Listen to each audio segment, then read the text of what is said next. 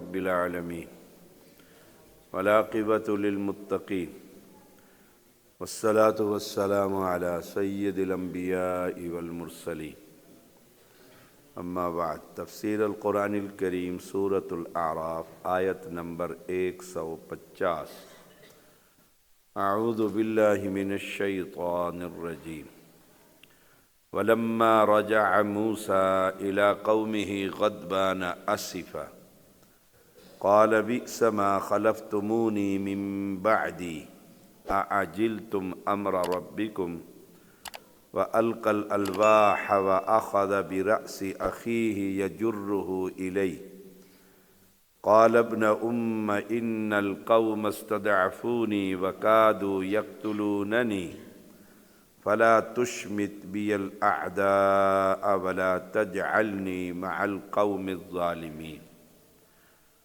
اور جب موسیٰ علیہ السلام غصے سے بھرے ہوئے افسوس کرتے ہوئے اپنی قوم کی طرف واپس آئے تو اس نے کہا، بری ہے جو تم نے میرے بعد میری جانشینی کی۔ کیا تم نے اپنے رب کے حکم سے جلدی کی؟ اور اس نے تختیاں پھینک دی اور اپنے بھائی کے سر کو پکڑ لیا، اسے اپنی طرف کھینچتا تھا۔ اس نے کہا، ہے میری ماں کے بیٹے، بے شک ان لوگوں نے مجھے کمزور سمجھا اور قریب تھا کہ مجھے قتل کر دیتے، سو دشمنوں کو مجھ پر خوش نہ کر اور مجھے ظالم لوگوں کے ساتھ شامل نہ کر۔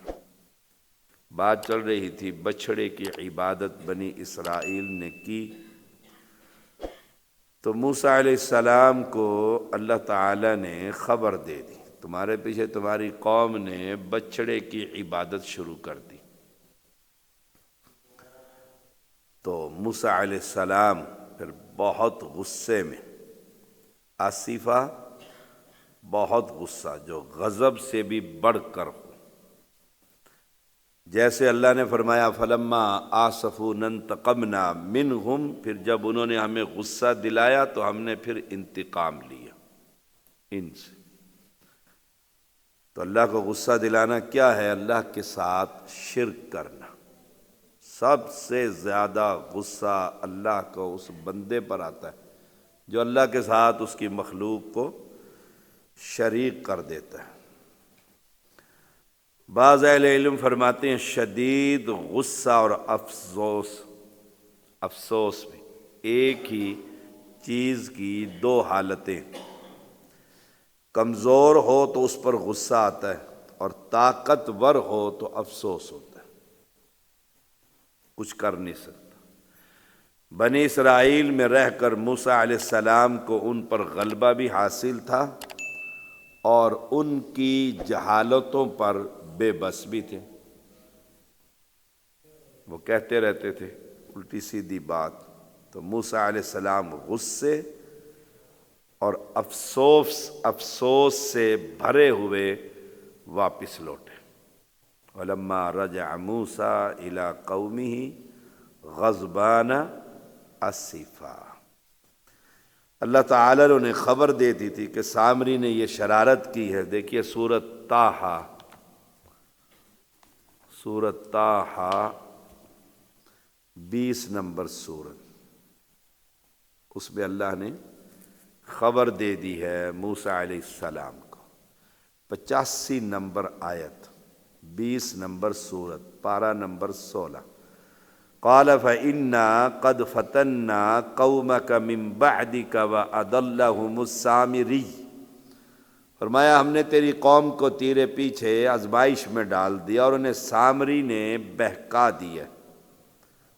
موسیٰ علیہ السلام کے بعد سامری نامی شخص نے بنی اسرائیل کو بچڑا پوجنے پر لگا دیا تھا۔ سامری نے وہ سارا کچھ کیا تھا جس کی اللہ تعالیٰ نے موسیٰ علیہ السلام کو کوہ طور پر خبر دے دی تھی کہ ایسا کیا ہے تیری قوم نے۔ تو پھر آپ بہت غصے میں آئے کہ ان کی خاطر کتنی تکالیف برداشت کی اور انہوں نے پھر یہ کیا کر دیا۔ قال بئس ما خلفتونی من بعدی، جو تم نے میرے بعد میری جانشینی کی ہے نا، تو بئسما بری جانشینی کی۔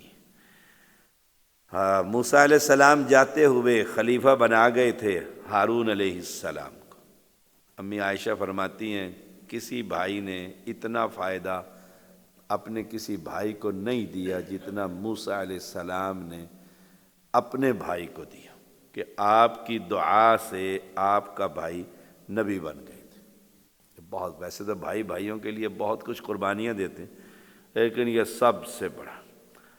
اور 30 دن تک میں واپس نہ آیا اور تم نے سمجھ لیا کہ میں فوت ہو گیا اور تم نے بچڑے کی پوجا پاٹ شروع کر دی، تم تو بہت میرے بعد گندے جانشین ثابت ہوئے، تم نے بہت برا یہ کام کیا قوم کو، یہ بات آپ نے خبر دے دی۔ اب غصے میں تھے تو وہ جو تورات کی تختیاں لے کر آئے تھے اس کو آپ نے پھینک دی، ساری تختیاں، غصے میں آ کر۔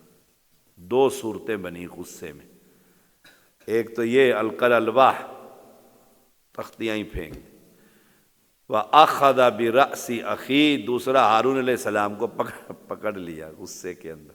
ویسے بھی غصے والے تھے موسیٰ علیہ السلام، وہ ایک بندے کو مکہ مارا تھا تو وہ موقع پہ ہی مر گیا تھا بیچارہ۔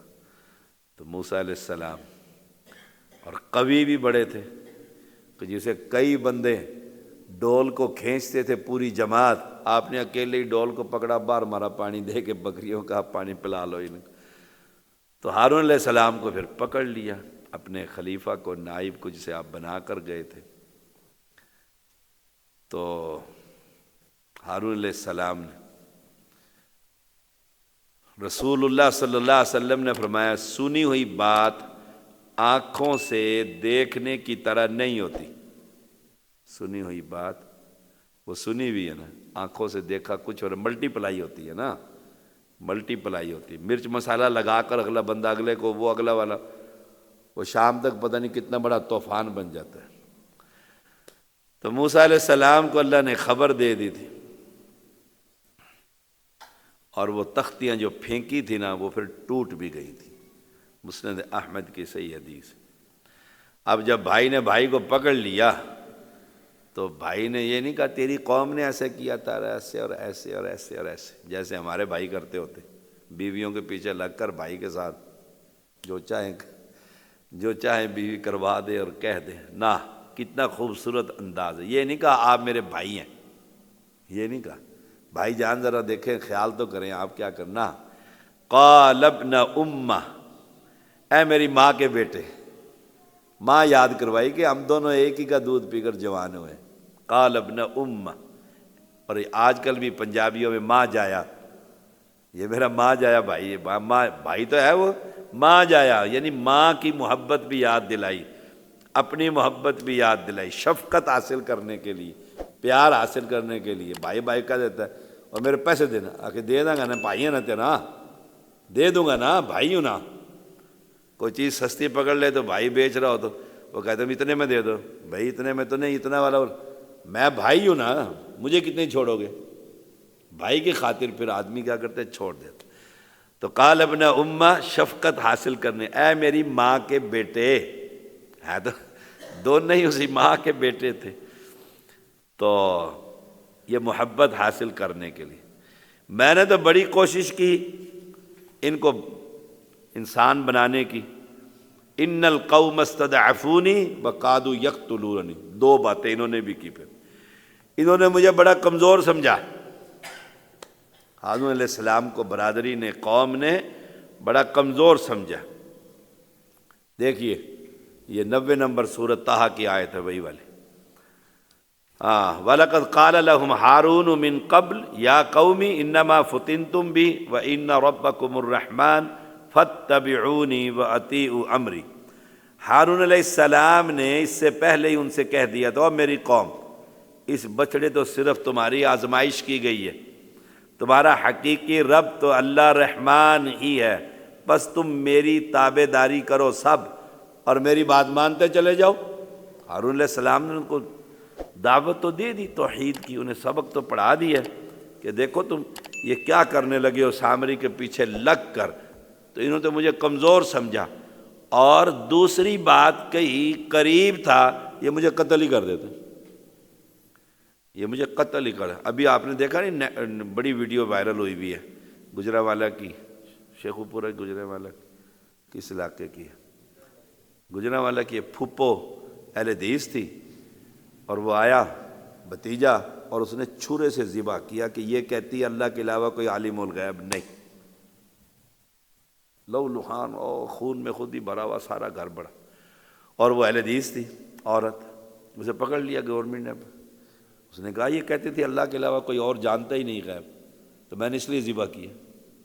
اب آپ دیکھیں توحید اس دور میں بھی، اور کون ہے سگا بھتیجا چھرا لے کر آیا، چھرے سمیت اسے پکڑا ہے باقاعدہ پولیس، اور اس نے کہا ہے کہ یہ کہتی ہے اللہ ہی جانتا ہے، بس بابے شابے کچھ نہیں جانتے، تو میں نے اسے پکڑ کے ذبح کر دیا ہے۔ سبحان اللہ، یہی پیغمبر کہہ رہے ہیں وَقَادُوا يَقْتُلُونَنِي، قریب تھا یہ مجھے قتل ہی کر دیتے، کہ یہ اللہ کی دعوت دیتا ہے توحید کی۔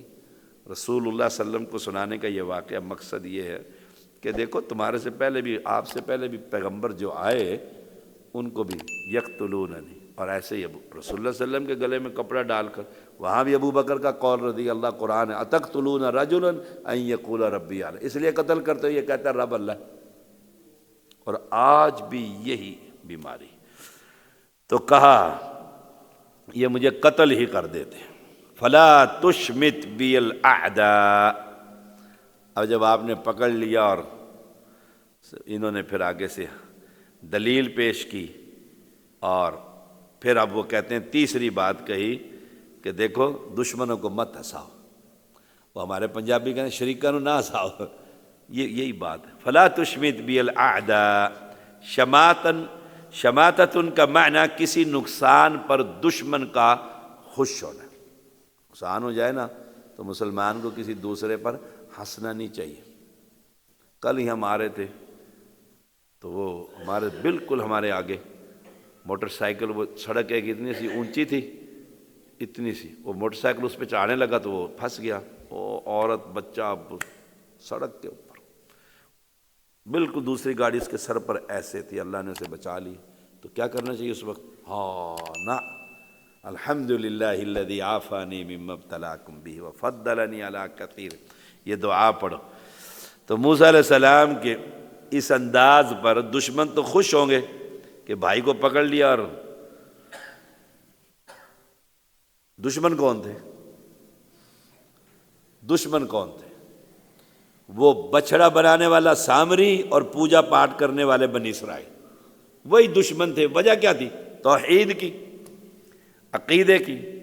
وہ دشمن ہنس رہے تھے کہ موسیٰ علیہ السلام نے ہارون علیہ السلام کو، تو آپ نے کہا دیکھا موسیٰ علیہ السلام کو میرے ماں کے بیٹے ایسے کر کے تو ان کو خوش نہ کر، ان سے ایسے نہ کر، وَلَا تَجْعَلْنِي مَعَ الْقَوْمِ الظَّالِمِينَ،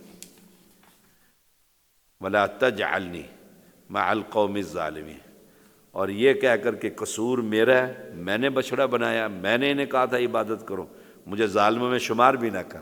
اپنی غلطی، اپنی صفائی بھی پیش کر دی اور کہا مجھے ظالموں میں شمار نہ کر، میں نے تو ان کو تبلیغ کی، سمجھایا، نہ میں نے بچھڑا بنایا، انہوں نے سارا کچھ کیا۔ تو ہماری ذمہ داری کیا ہے کہ ہم اللہ کی توحید بیان کرتے رہیں۔ یہ سختیاں، یہ مصیبتیں، یہ پریشانیاں یہ آتی رہتی ہیں، لوگ گالیاں دیتے رہتے ہیں، تو اللہ سے پناہ مانگتے رہنا چاہیے کہ کوئی ایسی مصیبت آئے کہ دشمن خوش ہو۔ اللہ ایسی مصیبت سے ہر مسلمان کو محفوظ فرما۔ صلی اللہ علیہ وسلم۔